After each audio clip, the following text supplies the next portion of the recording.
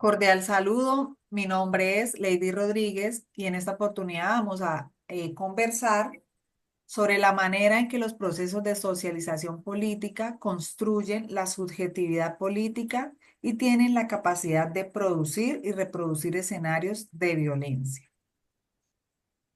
Ex- Entonces, en el marco de toda sociedad, las personas no solo aprenden a coexistir, sino también a desarrollar una forma de pensamiento político.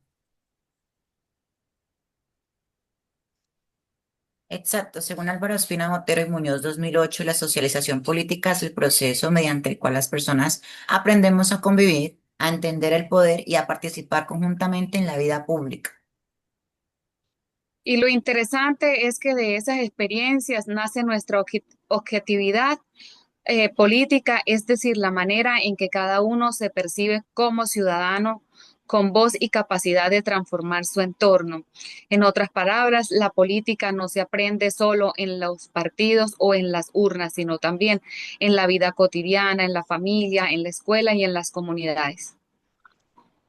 Y es justamente ahí donde empieza todo, en esos espacios donde se forman nuestras ideas sobre autoridad, justicia y participación.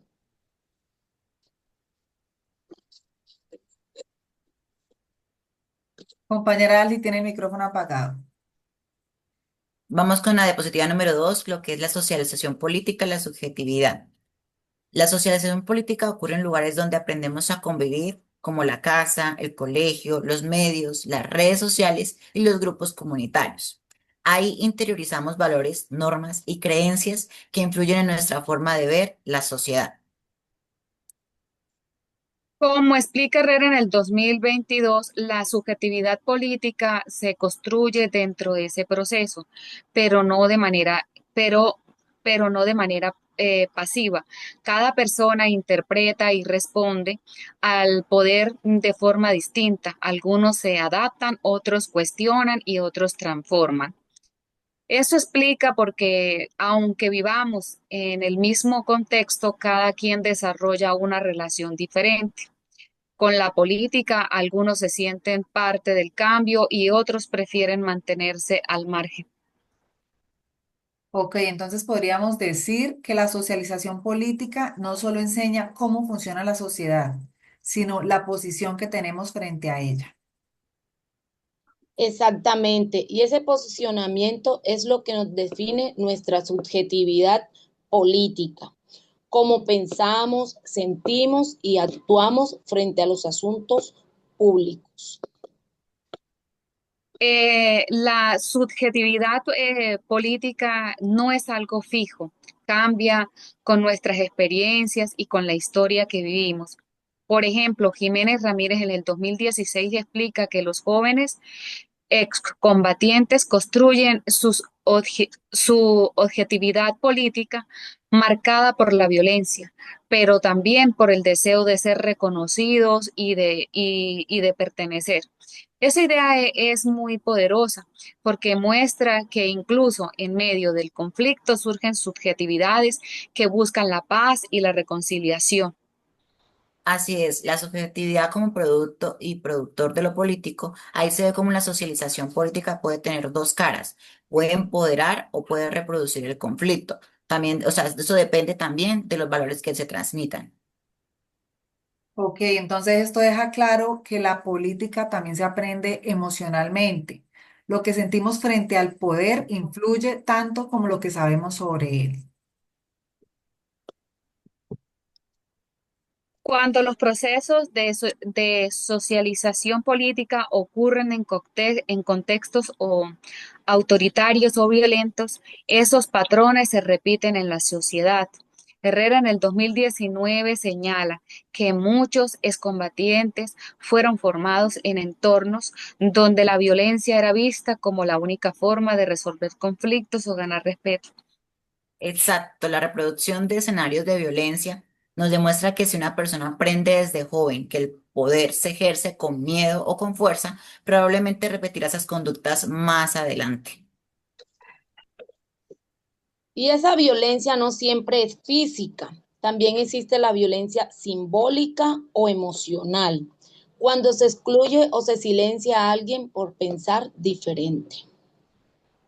Por eso la socialización política puede ser un espejo de la sociedad. Nos muestra dos caras, el tipo de violencias que existen y la transformación social que se puede brindar.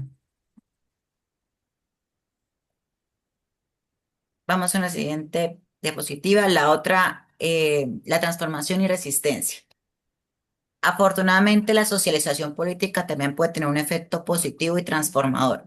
Álvaro y sus colegas de 2008 afirman que cuando las personas participan en proyectos comunitarios o espacios de diálogo, desarrollan una conciencia crítica que los alejan de la violencia.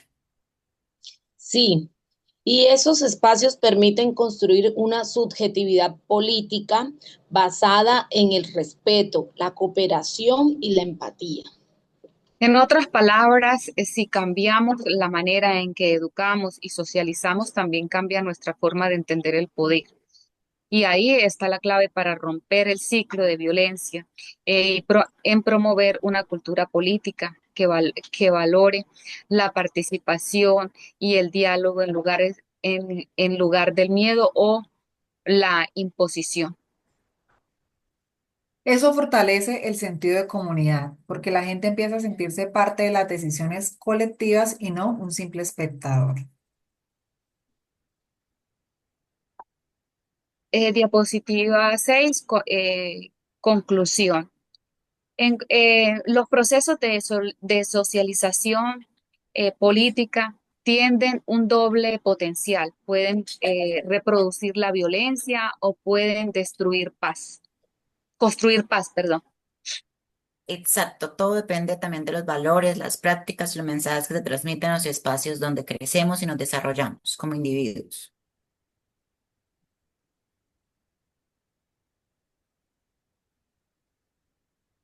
¿Alguien más que vaya a hacer una conclusión? La estudiante 4. Si la socialización promueve el respeto y el pensamiento crítico, se construyen subjetividades políticas orientadas hacia la justicia y la equidad. Ujú. Pero si se enseñan la diferencia o la obediencia ciega, lo que se produce es la exclusión y el autoritarismo. Por eso nuestra tarea como ciudadanos y futuros psicólogos es promover una socialización política que fomente la empatía, la participación y el pensamiento crítico.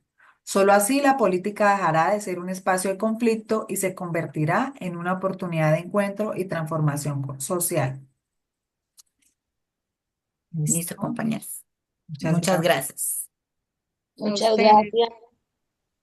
Feliz día. sigo aquí llenando papeles, que Dios las bendiga, bendiciones para todos. Amén. Igualmente. Que Igualmente, mejor hasta luego.